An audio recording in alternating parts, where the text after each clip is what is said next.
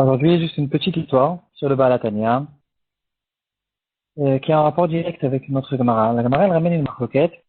Est-ce que quand on s'adresse à un Kahal, quand la Torah, elle dit une certaine halakha, un korban qui doit être approché lorsque le Kahal a fait une Avera? Est-ce que le Kahal, c'est forcément tout le clan d'Israël, ou au moins la majorité du clan d'Israël, ou bien ça peut s'appliquer aussi sur un seul Shevet. Un Shevet s'appelle un Kahal.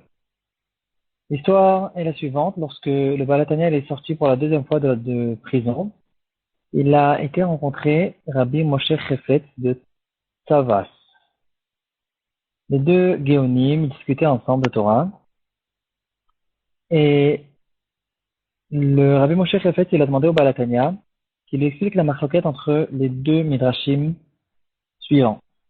C'est écrit dans le Midrash Rabbah sur Parashat Shemot, que après que les Bnei Israël ont fauté dans le Vaudor, Moshe Rabbeinu, il s'est mis à faire des tefilot devant Hachem. Et là-bas, c'est écrit que il a mis 7 tzadikim pour protéger le clan d'Israël. Comme ça, Moshe plaide devant Hachem en lui disant, regarde, j'ai mis 7 tzadikim. Eh bien, il a fait représenter 7 tzadikim qui vont essayer de pleurer devant Hachem pour protéger le clan d'Israël et les pardonner du Chet Egel.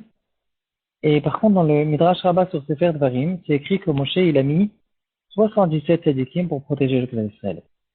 Alors, quel est le marloquette entre ces deux midrashim? Est-ce qu'il faut 7 ou 77 tzadikim pour protéger le peuple d'Israël?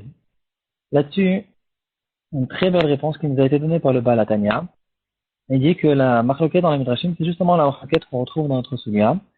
Est-ce que tout le clan d'Israël ensemble sont considérés comme un kahal, ou bien on peut considérer même chaque shevet comme un kahal?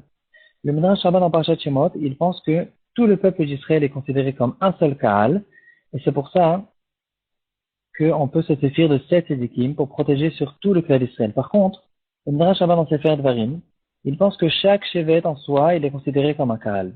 Si c'est comme ça, on a besoin de 7 édikim pour chaque shevet.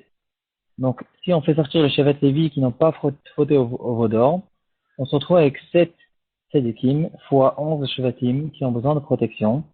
Et c'est ça que le Midrash il nous dit dans Sefer Dvarim, que mon cher Rabbeinu, il a eu besoin de mettre 77 tzadikim pour protéger tout le clan d'Israël.